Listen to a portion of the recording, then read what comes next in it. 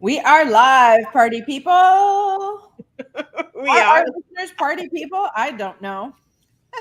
Oh, I'm feeling. it's funny. I just watched I don't know, a reel or a TikTok or whatever that is Oh, tell me you're watching TikTok. Tell me you're watching TikTok. of To the wardrobe. Jamie Lee Curtis.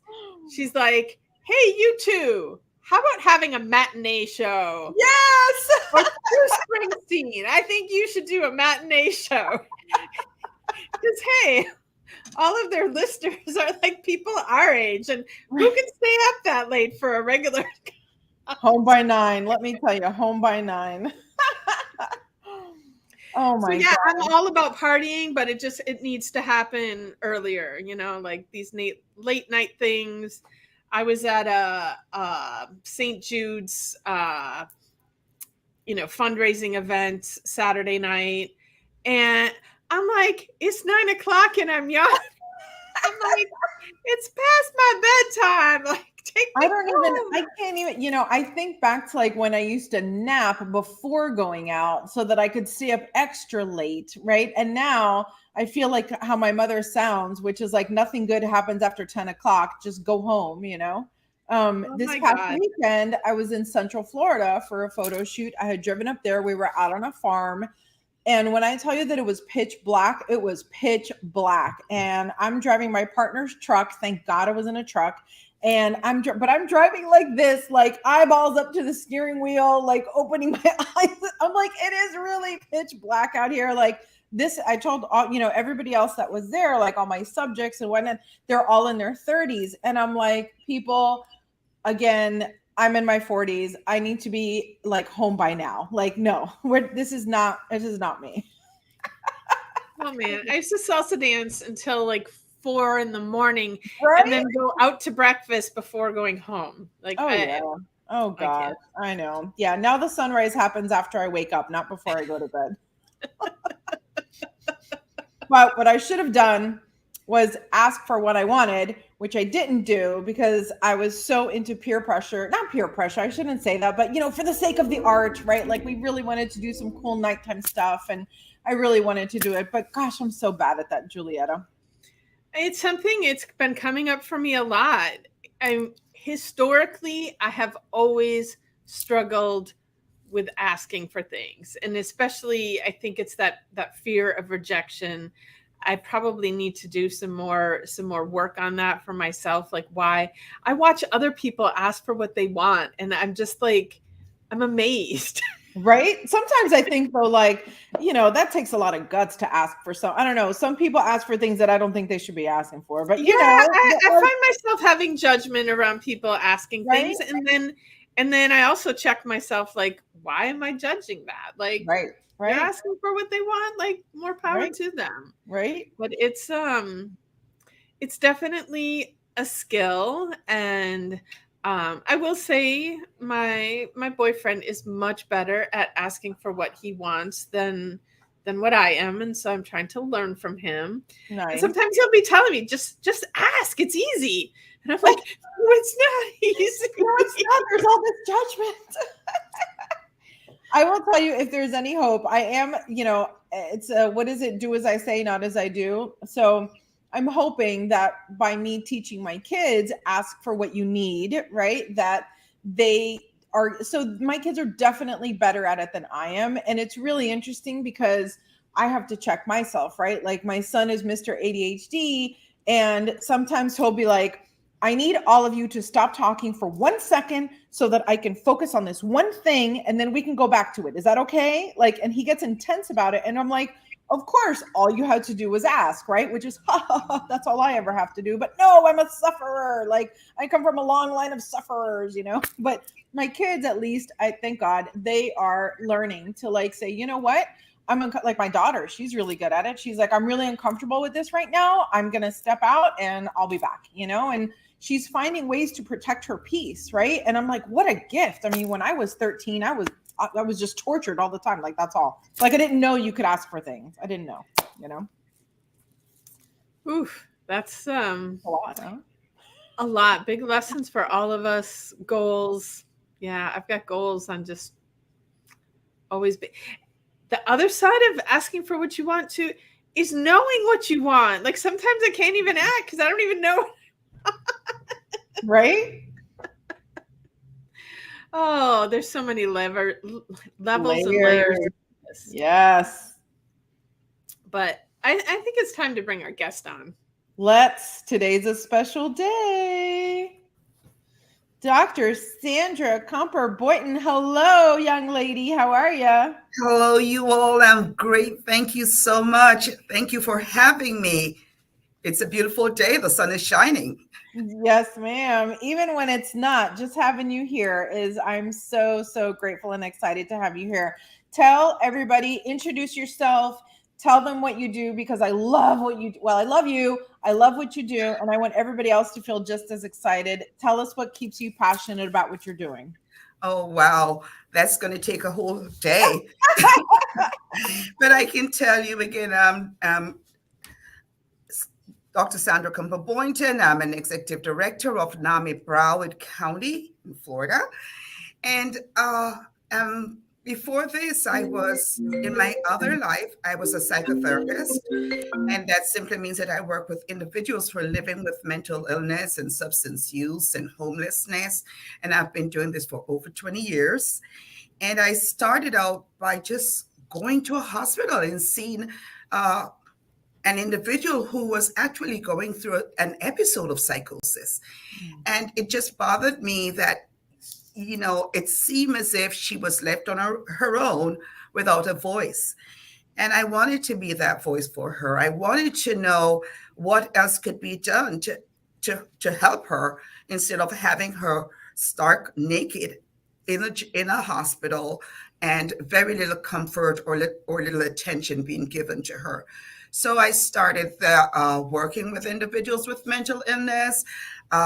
And I have been through the trenches, I like to say, because I've worked with individuals in our jails. I've worked with individuals in the courtroom and in the state hospitals that we have, just being able to assess them and knowing that at every step of the way, if treatment is accepted and given, individuals can recover.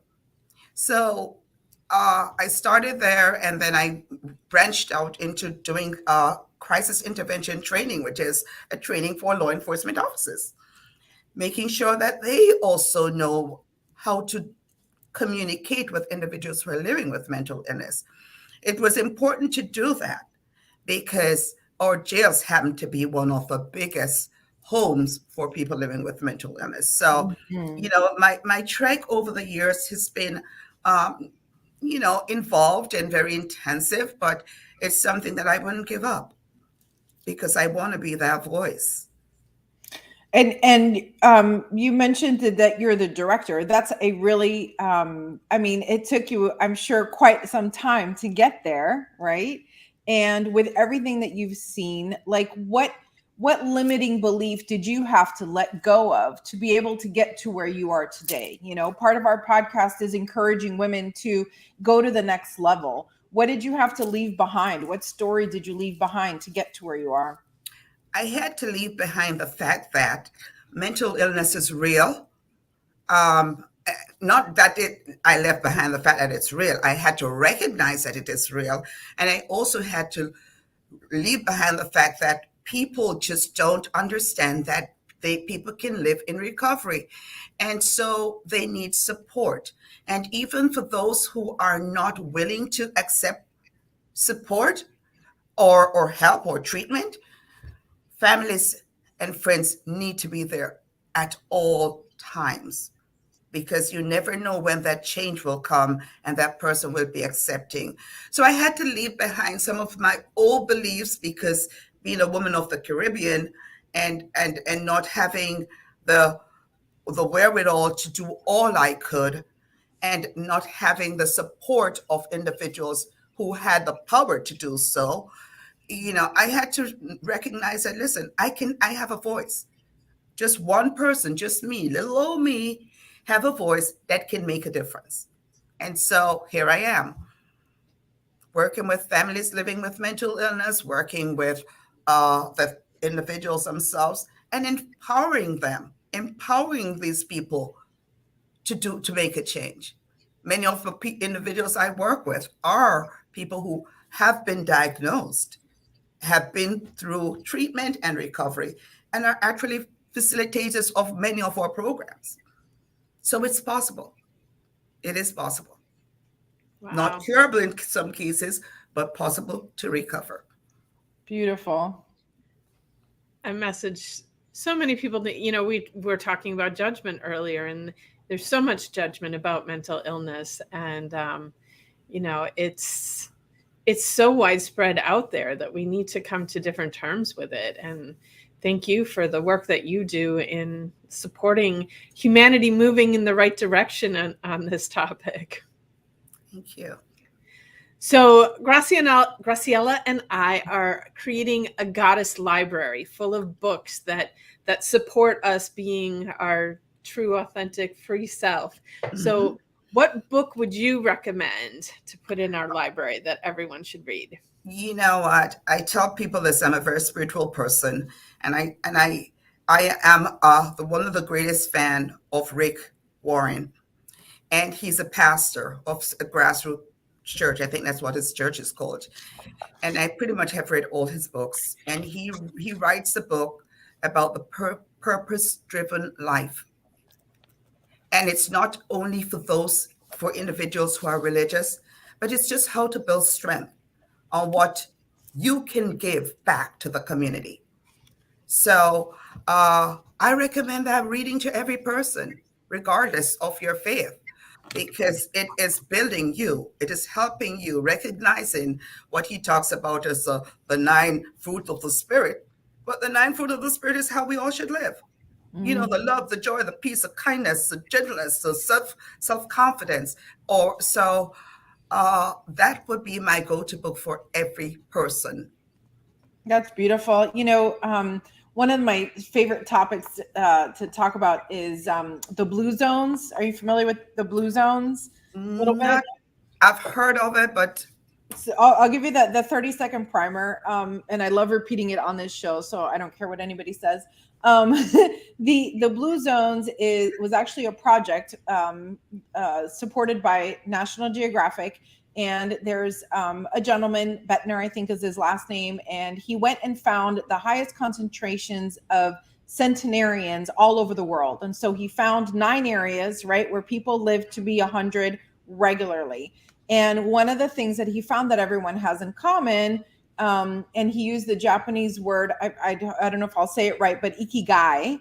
And it means your reason for waking up in the morning, your purpose, right? Which is what you're talking about, your purpose-driven life, right? Like getting up every day with the intent, knowing what your intention is from the moment you wake up.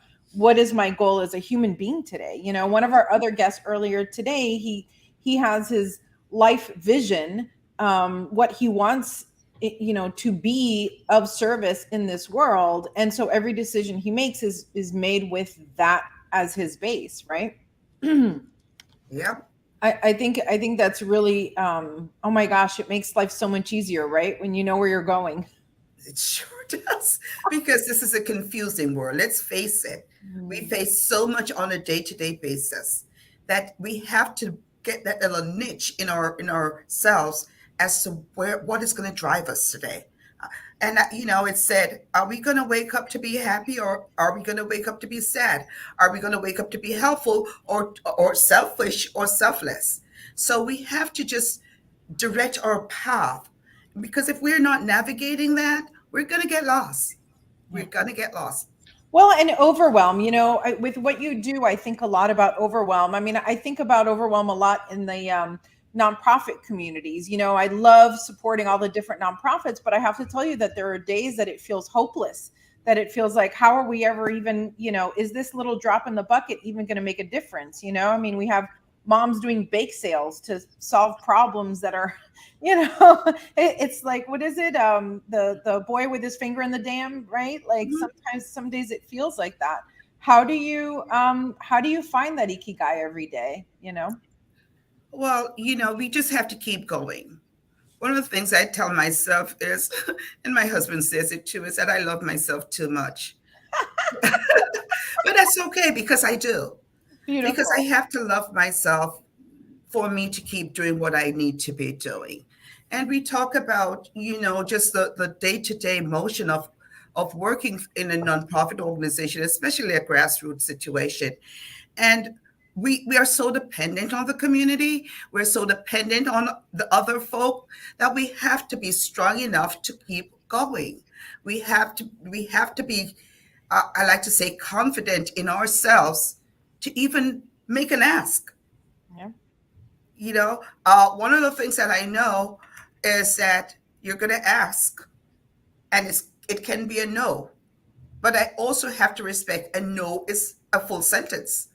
So if a person says, no, we can't do this, and I'm not talking about only monetary aspects. I'm talking about having people volunteer with our service, having people contribute time and energy. And if it's a no, it's a no. So what do? We do not sit back on our laurels. We keep moving. And I tell my staff every day, we keep moving regardless.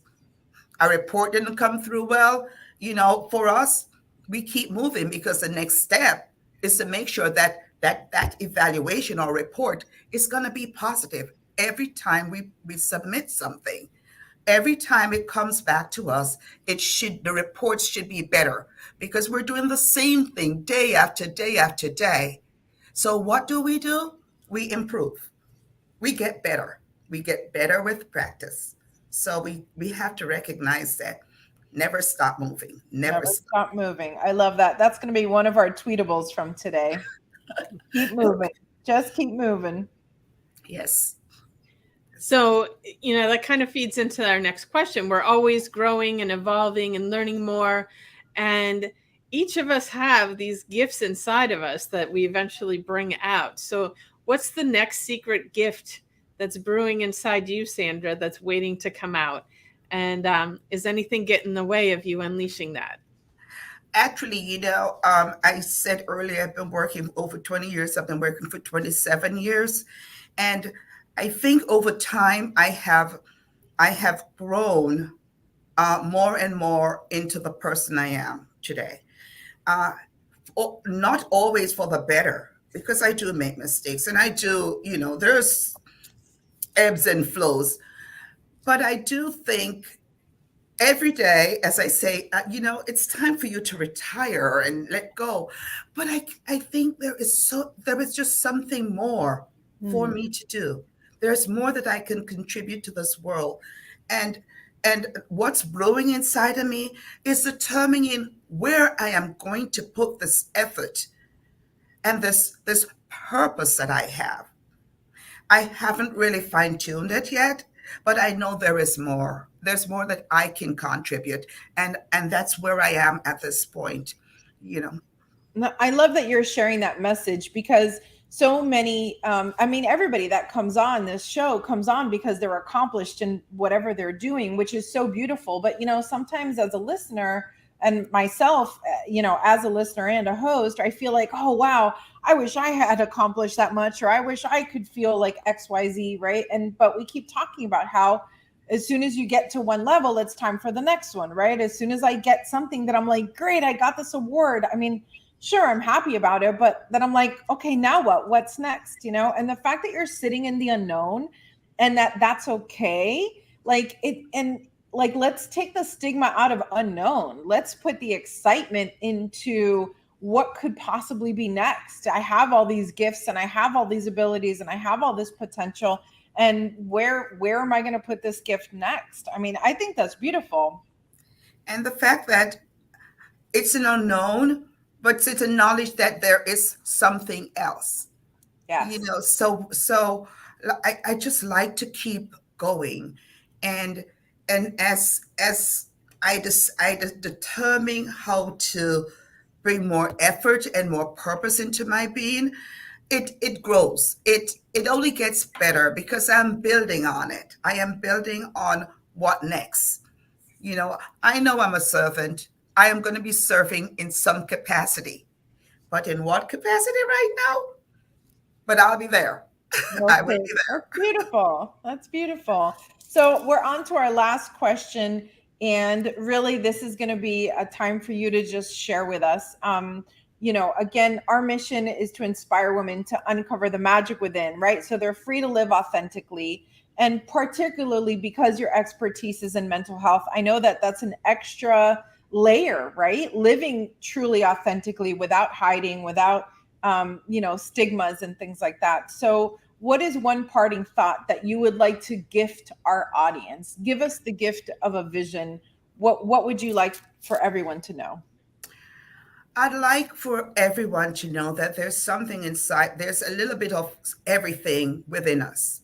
There's a little bit of bravery, there's a little bit of love, there's a little bit of knowledge, some more than others, but there's a little bit of something inside of us.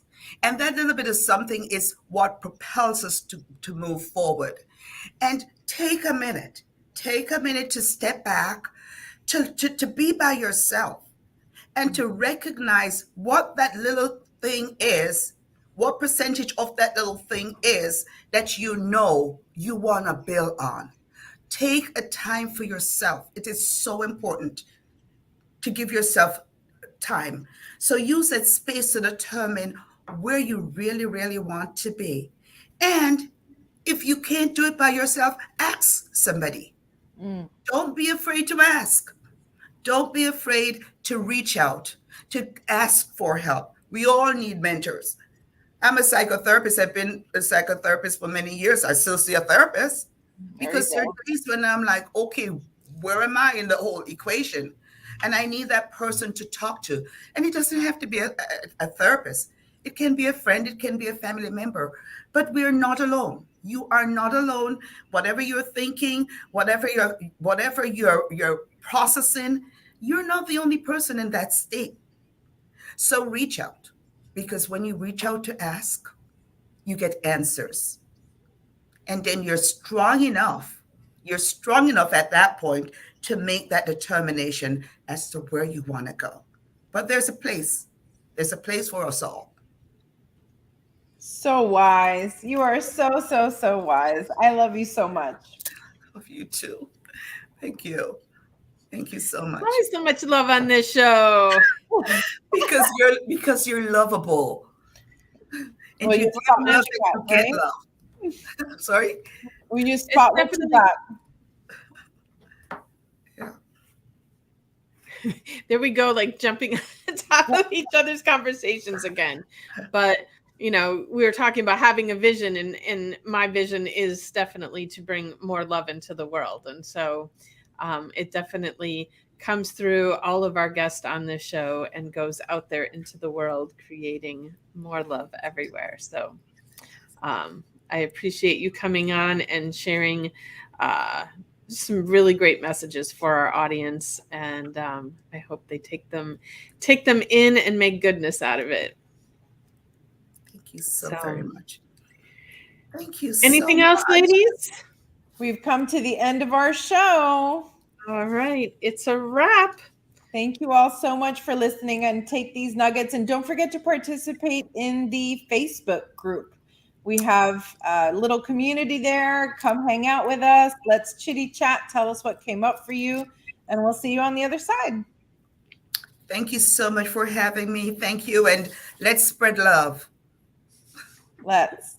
Thank you. Thank you.